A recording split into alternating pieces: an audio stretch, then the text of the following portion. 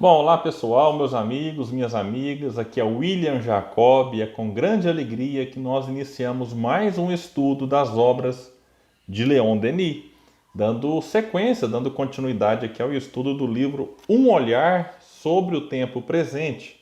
Sempre lembrando e pedindo, que aqueles que estão acompanhando esse nosso estudo pela Web Rádio Fraternidade são muito bem-vindos.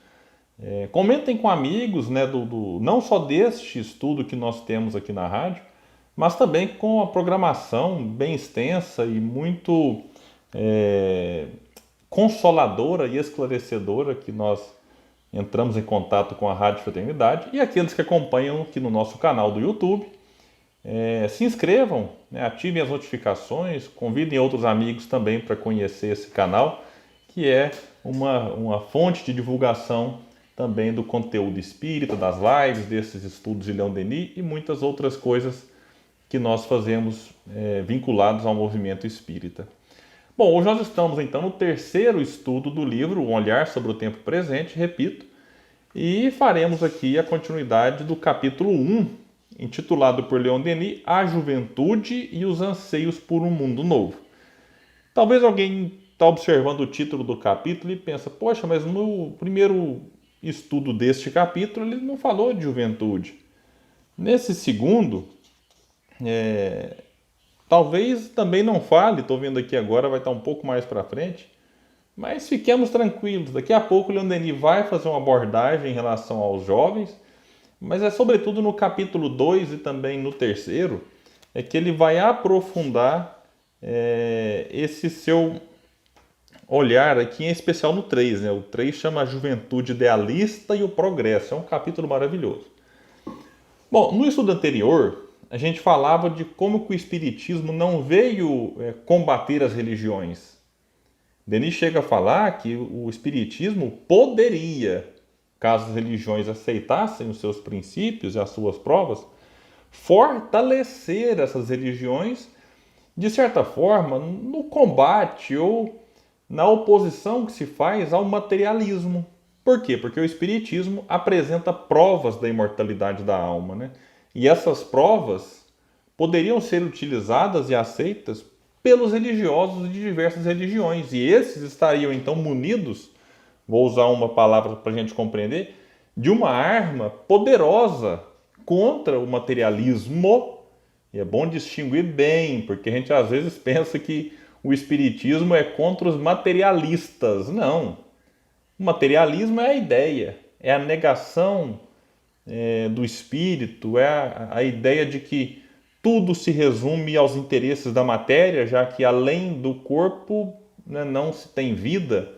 E quando o corpo perece, quando o corpo morre, é o fim daquele que vivia. Então o materialismo é isso, essa ideia do nada depois da morte, de que tudo é aqui e agora e isso é o que nos interessa. Materialistas são pessoas vinculadas ao materialismo e que não precisam ser combatidas enquanto pessoas. As ideias sim, as pessoas devem ser respeitadas, deve-se estabelecer um diálogo. Inclusive eu acho que os materialistas, em alguns pontos, eles representam, talvez assim, eu vou colocá-los na condição de um extremo, que talvez também venha tirar um pouco os religiosos extremados do outro extremo.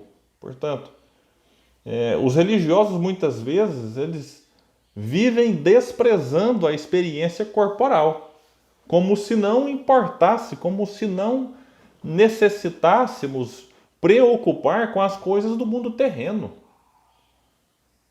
Vivemos uma pandemia, por exemplo, quando eu gravo este programa, este estudo, e eu observo muitos religiosos simplesmente dizendo assim, não vamos preocupar com o que a ciência fala, não. Vamos colocar na mão de Deus e vamos viver na vida normal, inclusive negligenciam as medidas de prevenção ao coronavírus. Não usam máscaras porque falam que Deus está com eles, se aglomeram, não respeitam o distanciamento social. E aí os materialistas, os ateus olham e falam, aí, tá vendo o que a religião faz? A religião está cegando as pessoas, tornando-as fanáticas, Sem falar naqueles que aproveitam da boa-fé das pessoas e, utilizando-se da sua má-fé, exploram. Inclusive, nós observamos na pandemia a venda, por exemplo, de objetos, né, que supostamente imunizavam as pessoas. Eu não vou nem falar o que era aqui, mas assim, era estarrecedor. Inclusive, está sendo investigado, enfim, pela possibilidade também aí de cometimento de crime. Então, mais uma vez, os materialistas, né, olham esse tipo de comportamento, de conduta, de comércio, e enxergam os religiosos como fanáticos, como bitolados.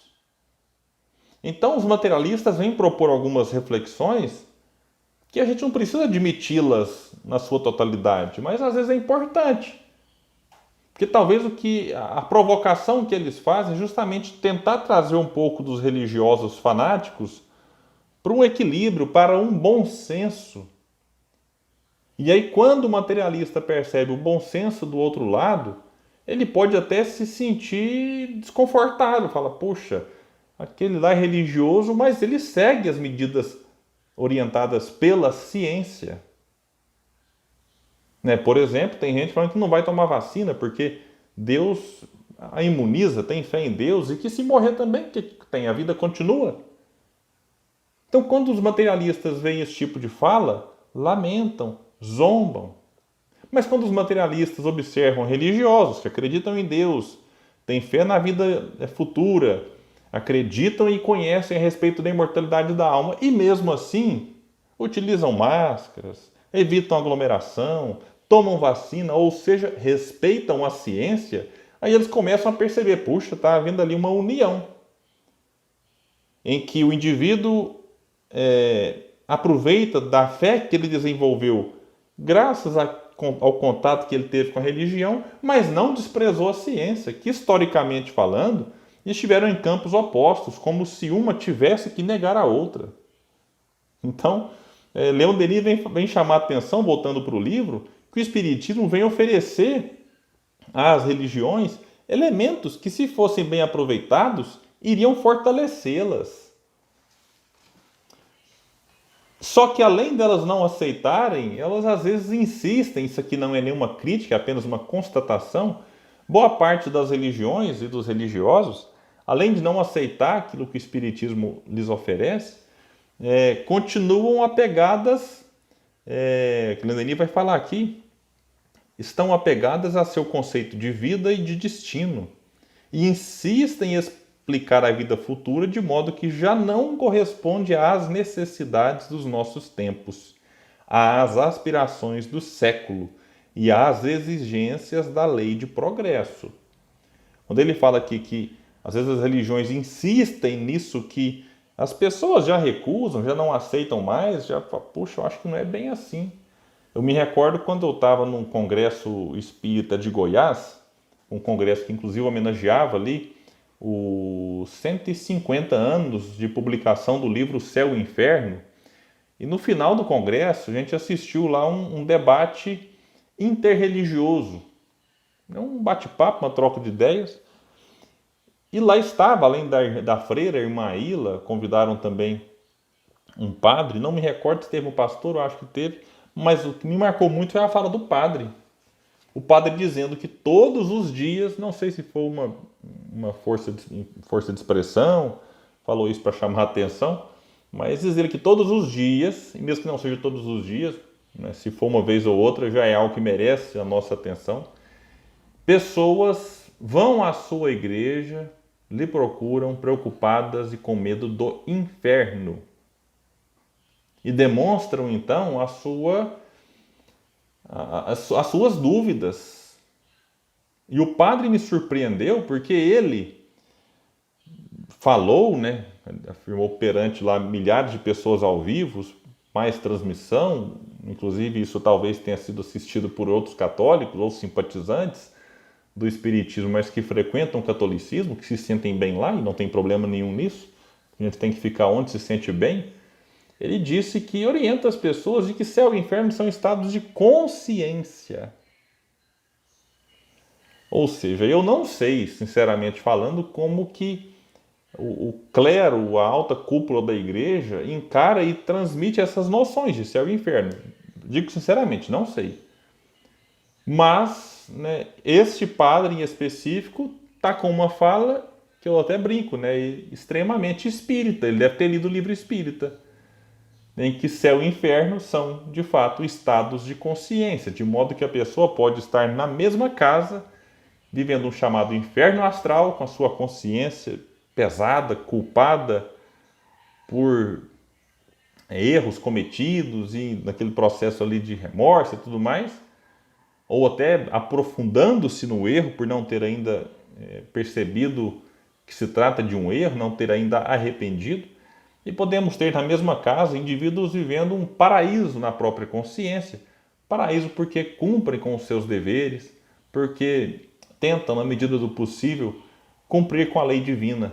Então, mesmo que não sejam espíritos puros, mas sentem um bem-estar, sentem um prazer por, repito, cumprir os seus deveres, por tentar aliviar as aflições do outro e, por consequência, acaba também aliviando as suas próprias aflições, por tentar transformar este mundo a partir da própria mudança, né? Isso é interessante, como vai dizer Gandhi, seja a mudança que gostaria de ver. E a partir disso nós cumprimos o objetivo. O nosso objetivo aqui é sair maiores que quando aqui entramos. Colaborando com o progresso da sociedade, vai dizer os Espíritos na questão 132. Quando nós colaboramos na obra divina, ou seja, nós somos co-criadores. Nós ajudamos o progresso do mundo e, por consequência, ajudamos a nós mesmos. Então, esse é um objetivo e quando nós cumprimos-lo, a gente pode dizer que viemos um paraíso. Onde? Dentro de nós. E quando a gente desencarnar, de certa forma, nós nos uniremos a espíritos que se atraem pela simpatia, pelo estado de consciência, enfim, mas aí já é um assunto que a gente pode aprofundar e desenvolver num outro estudo, porque este já chegou no seu fim. Eu agradeço a todos e deixo o convite para que permaneçam conosco, para que, repito, convidem amigos, falem deste nosso espaço, para que a gente consiga fazer com que a obra de Leon Denis seja mais conhecida e quando nós conhecemos Leon Denis, a gente começa a compreender melhor a obra espírita no seu todo, inclusive valorizando e muito a figura do nosso querido Allan Kardec. Muita paz e até o nosso próximo estudo das obras de Leon Denis.